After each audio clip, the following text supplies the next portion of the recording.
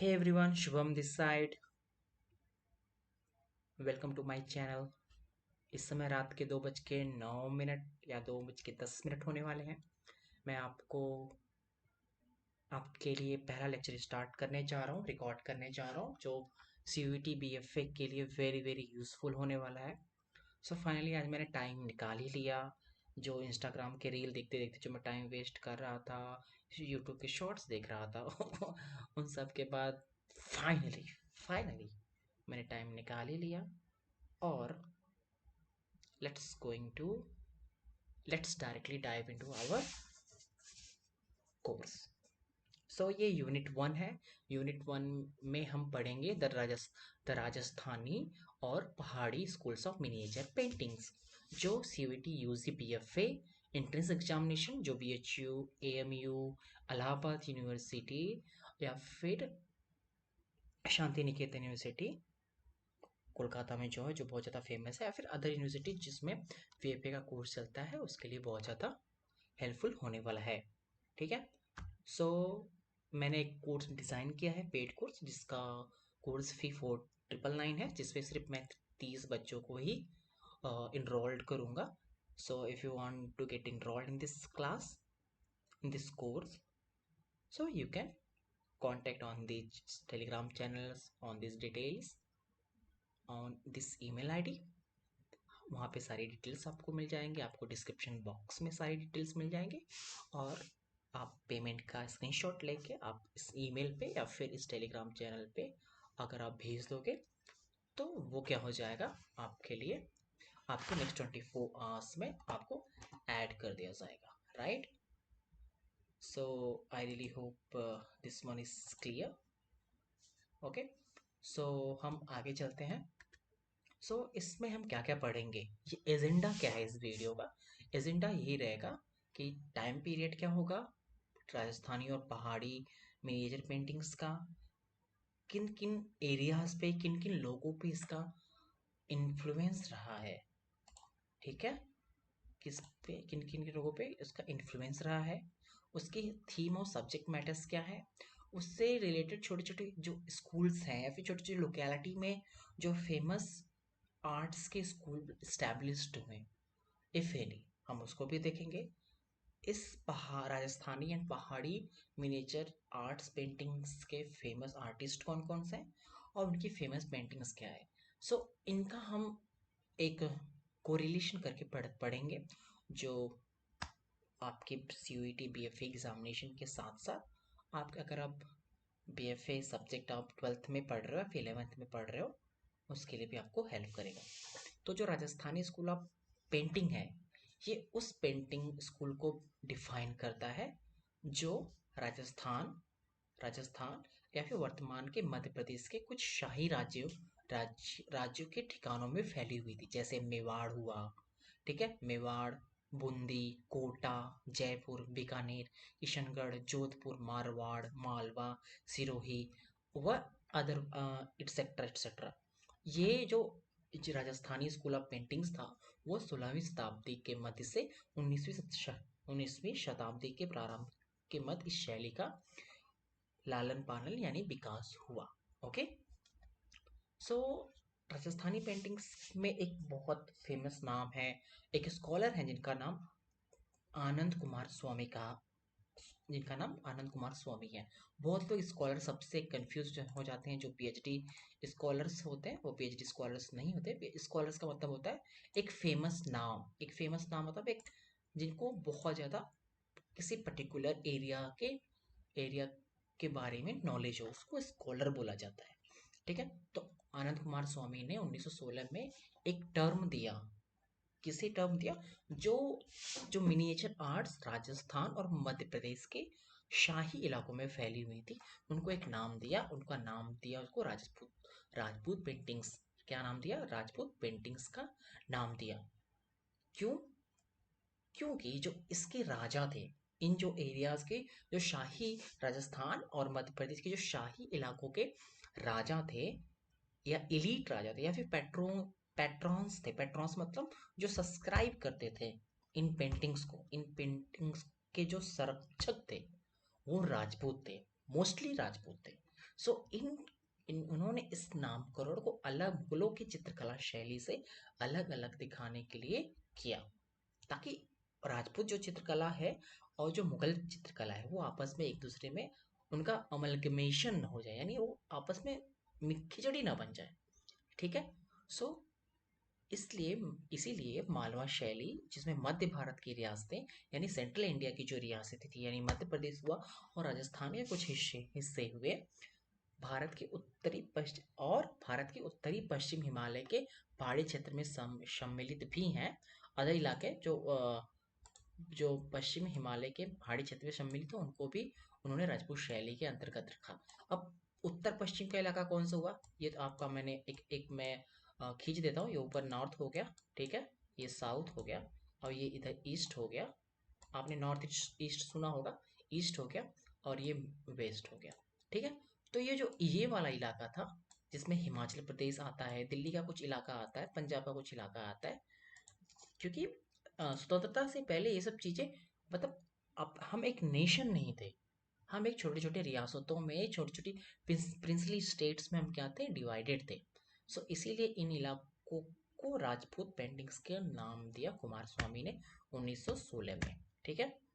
सो ये पेंटिंग्स, जो studies in Indian paintings have come a long way since then, जो studies हुआ था इंडियन पेंटिंग्स वो बहुत लंबा चला था, और बाद में उनका इस तरह से विकास हुआ कि राजपूत स्कूल ऑब्सलीट हो गया। जो टर्म दिया कुमार स्वामी ने, Rajput school of miniature arts, वो ऑब्सलीट हो गया। ऑब्सलीट मतलब उसका अर्थ खत्म हो गया, क्योंकि राजपूत के अलावा भी जब और सारे पेट्रॉन्स पेट्रॉन्स आए, ठीक है, पैट्रोनेज आए, उन्होंने क्या किया, राजपूत के अलावा मतलब अदर जाति के लोग भी बाद में रूलर के रूप में स्टैब्लिश्ड हुए। ठीक है। उन लोगों ने भी इस इलाके की जो फेमस पेंटिंग्स थी उनको क्या कर लिया, उनको अपनाना शुरू किया। सो क्या हो गया, जो तो राजपूत जो स्कूल हो गया एक ऑब्सलीट हो गया। ऑब्सलीट मतलब पुराना हो गया, उसका यूज बंद हो गया। ठीक है। तो क्या हो गया, इसके स्थान पे जो एक स्पेशल नाम दिया गया उसे राजस्थानी या पहाड़ी बोला गया। ठीक है। इसके स्थान पे राजस्थानी और पहाड़ी शैली शब्दों का यूज किया जाने लगा। ठीक है। पेंटिंग्स और पेंटेड ऑन वासलिस, पेंटिंग्स को क्या किया जाता था, एक वासलिस पे क्या किया जाता था, पेंट किया जाता था। अब समझते हैं वासलिस क्या है। ये यहाँ पे एक इम्पोर्टेंट पॉइंट है, वासलिस। ठीक है। आई रियली होप कि आप लोगों को क्लियर हो रहा होगा यहाँ पे। ठीक है। और इनको क्या कहते हैं, वासलिस बोलते हैं। वासलिस, let see, let me check कि रिकॉर्डिंग ऑन है कि नहीं। पता चला कभी कभी क्या होता है, क्लास रिकॉर्ड का तो रिकॉर्डिंग ही नहीं ऑन करता। सो वासलिस बोलते हैं। ठीक है। वासलिस क्या होता है, बेसिकली एक लेयर्ड होता है।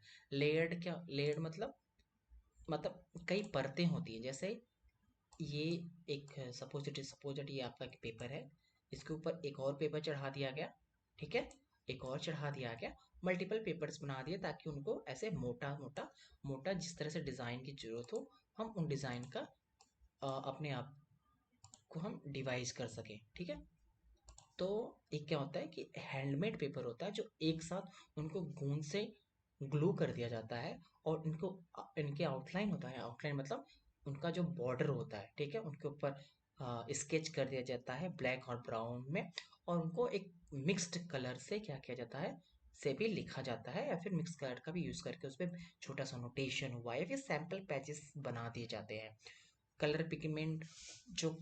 और इस टाइम पे राजस्थानी और पहाड़ी अ, चित्रकला में, मिनिएचर आर्ट्स पेंटिंग्स में क्या थी, जो जो कलर्स होते थे उनको मोस्टली मिनरल, मिनरल मतलब खनिज, सोने चांदी, या फिर प्रिस मतलब सॉरी पत्थरों, मिनरल्स मतलब पत्थर से हो गए, और प्रीसियस मेटल्स लाइक गोल्ड और सिल्वर से डिराइव्ड किया जाता था, और फिर उनको ग्लू से जोड़कर एक बाइंडिंग मीडियम के रूप में यूज किया जाता था।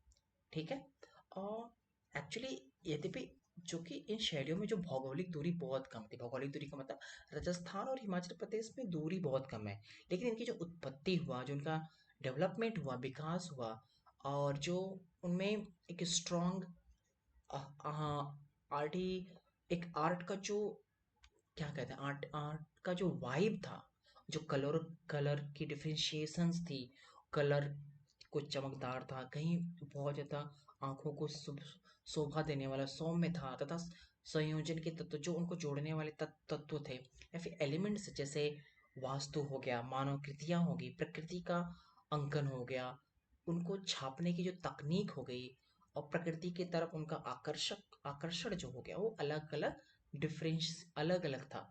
सो इन्हीं इन्हीं इन्हीं छोटी छोटी विशेषताओं की वजह से पहाड़ी और राजस्थानी जो पेंटिंग्स थी अपने आप में एक डिस्टिंग्विश क्रिएट करती थी। ठीक है, आई really hope it is clear.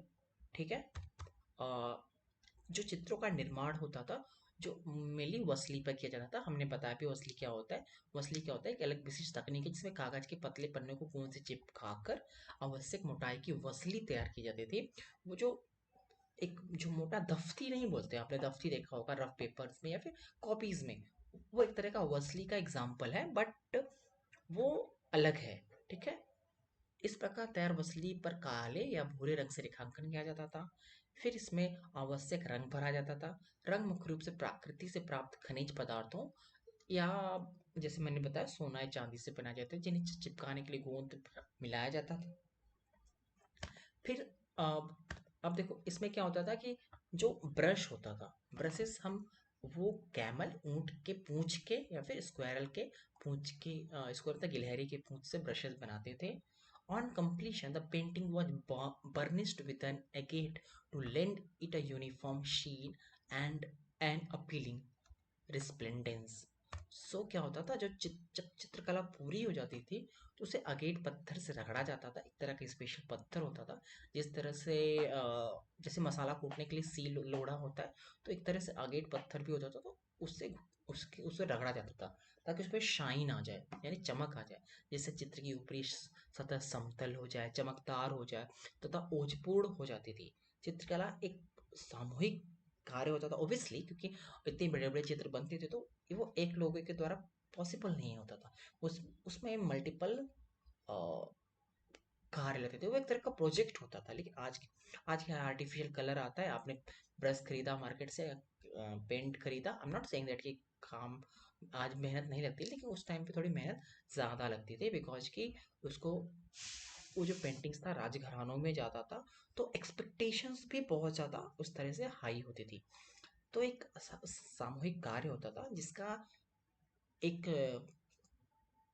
एक हीरो होता था, एक आर्टिस्ट होता था, मेन कुशल दक्ष कलाकार होता था, जो आरंभिक रेखांकन का कार्य करता था। वो एक रेखांकन का मतलब एक आउटलाइन का कार्य करता था। फिर उसके बाद उस पर रंग, छवि, पिक्चर, उसकी वास्तुकला कैसी रहेगी, कैसा उसका बैकग्राउंड रहेगा, कैसा प्रकृति का दृश्य रहेगा, और पशु पक्षी बनाने में रिपोर्ट उनके शिष्य उन दक्ष कलाकार अपना अपना कार्य पूरा करते थे।